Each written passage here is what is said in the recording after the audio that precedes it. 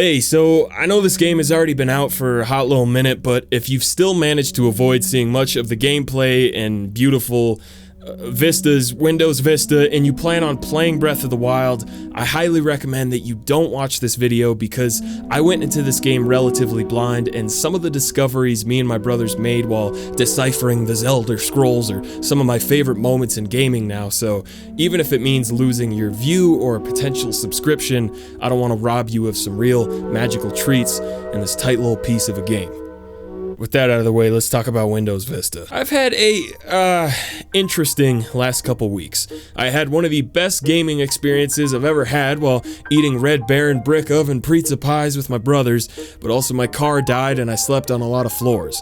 I drove from this state to fly out to this state to then drive over to this state, all while also trying to finish this video on a laptop that did not like this green screen effect. I had brought this console with me and this sweet bro bought this game, so the majority of my time in this state was spent reading the Zelda scrolls, and I also forced my brothers to watch The Bachelor. Stay strong, Rachel. I swear someone's out there for you. Only problem was when I drove back to this state to fly back to this state to then drive back to this state, this car, this 1996 Car of the Year, dog rest her soul, had other plans. Like a 12 o'clock appointment called Stop Working Near I-25 just cause I'm naughty. As I spent the week petting my brother's puppies, sleeping on the floor of my sister's studio apartment, and struggling to contact anyone at AutoNation Honda to hear about my damn car, one thing remained stable and true: the legend of Zelda.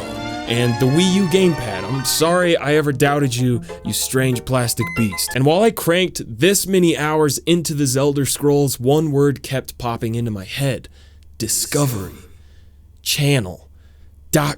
In the previous episode of Jakey's Shit Shows, I talked about how a Rockstar game world feels alive because of the extreme level of care and attention to detail.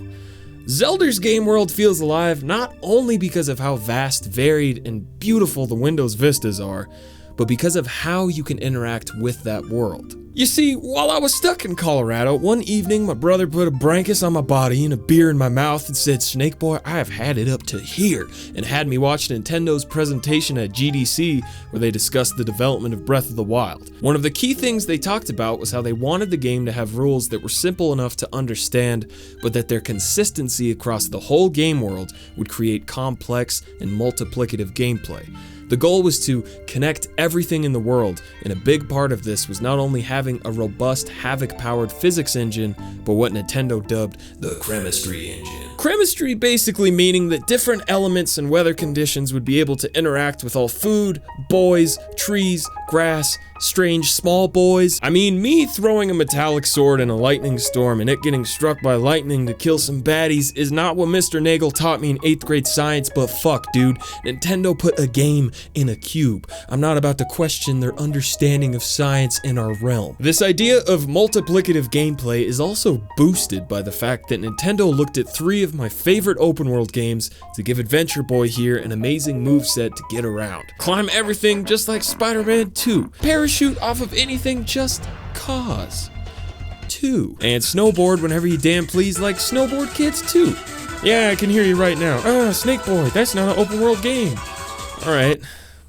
What about this one? Just the fact that you could climb anything is the best decision Nintendo has ever made, at least up there with the free memory card with Animal Crossing, and all I want to do is climb trees. And apparently, I'm not alone, because when the development team first showed Miyamoto Breath of the Wild, all he did was climb trees, for like an hour. They eventually asked him like, do you want to look at other stuff? But he just kept going, which is amazing, and I perfectly understand why. The fact that almost everything / place in the world can be interacted with, whether it means solving a Korok puzzle by playing NBA Jam with a river, or just climbing something, or using stasis on something to blast off like a dang torpedoes in the night sky, means that you start to pay attention to everything all the time, no matter what you're doing. you slowly start to realize the possibilities of what can be done without the game ever telling you shit. These discoveries of what's possible means that the most mundane event in another game becomes this experience you cannot wait to tell someone. So I wanted to climb this cliff just cause fuck it man, I wanted to, but my stamina was too low. Okay, I know in this footage my stamina bar is probably fully evolved into Stamanderzard, but just humor me. So I concocted some food that gave me extra stamina, chopped some trees down for some wood, made a big ass fire to get an updraft going, used it to get real high, Toby Maguire'd my way up, and then lifted up a rock to find a Korok seed. I think I like video games more than people. These discoveries not only play a key part in exploring and puzzle solving, but into the combat as well. Meaning that in Breath of the Wild, you don't get better at the game because of some dumbass XP system or content gating skill tree. No, you are the skill tree. If you've played the game and you look back at your first enemy encounter compared to later in the game, you know that the difference isn't just your 420 new hearts, although that does help, but no, it's because you learned. You discovered that you can pick up and throw any weapon. You can parry all attacks, including lasers back at those damn cyborg squids from Sector 8. Dodging at the last minute gives you a chance to flurry rush. Arrows have different properties, and shooting in mid-air gives you a hard copy of Max Payne 2. The systems in the game constantly banging each other means you get stories like, so I cooked a bunch of bananas to make me a meal that gave me hella attack power, and then I shield surfed into a camp, shot a fire arrow into the grass, soared like a damn eagle like a proud American, Breath of the Wild, more like Breath of Chris Kyle, sniped some G-dang monsters with ice arrows just to freeze them up for a quick sec, fucked them up, dabbed, backflipped off a ledge, shot an explosive barrel with a fire arrow in slow motion, dabbed again, shot a dude with a lightning arrow so he'd drop his weapon, threw that weapon back at his face, dodged a dude's attack to get flurry rushed, he's fucking dead, and then I pillaged the corpses and made a campfire in their remains and kinda just took a nap. These examples don't even scratch the surface of what is possible between the physics and chemistry engines, and that's exactly why I love this game so much. No two people will play this game the same way, and Zelda boys are still figuring out crazy ways you could solve puzzles and kill evildoers using the simple but complex rules the game provides. As much as I adore this game, it is definitely far from perfect. The weapon movesets are super basic, you have to hold L to lock on, and you can't even cycle between multiple enemies once you're locked on. The inventory interface is kinda bad, there's a lot of repeated text dialogue in order to do some stuff you're gonna end up doing over and over. Shield surfing reaches a speed limit that's not quite as fast as you'd hope for. The shrine puzzles are great, but the 4 main dungeons didn't leave much of an impression compared to the previous 3D Zeldas, and it's super easy to become overpowered once you figure things out. But man, some of my fondest moments in gaming occurred while making discoveries in this game, and it's even made me make some discoveries about myself too.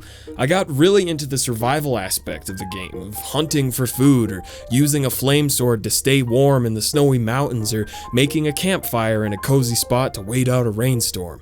I didn't know I was so into the survival aspect of games. I mean, I'm about 2 campfires away from reading Hatchet again. I really love taking screenshots. Although even with the Pro HUD turned on, the hearts still appear on the screen, I've still been taking some snaps on my travels ever since I got home from Colorado. By the way, using this mode to turn off the minimap was the first thing my brother Isaac did, and I forever thank him for it. It makes exploring so much better, and the game is so much prettier without all that shit on the screen. Definitely recommend it. The game is at its best when it puts you in situations that not only allow but force you to get creative and think outside the old GameCube, and I really hope that the hard mode DLC coming this summer reinforces that notion, but we can maybe talk about that in a different video. It's pretty damn cool that the Wii U got such a tight little piece right before the end of its very unfortunate and sad life, and that's something else I've been thinking about doing a video on, the life and death of the poor Wii U. Why didn't they just call you the Wii 2? Anyways, thanks so much for watching. If you liked the video, go ahead and gracefully place a copy of Snowboard Kids 2 on that like button, and if you made it this far and want to hear more of my poorly formed opinions, maybe subscribe.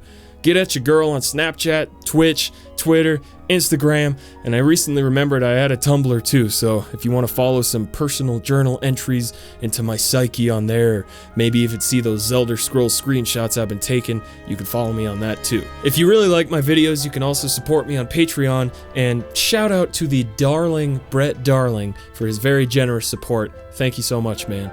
I'm sure by now all of these links are really cluttering up the screen and making it look like dog shit, so I'll leave it at this. I hope you have a good day, and may dog bless every hot boy and gamer girl until next time. Bye bye.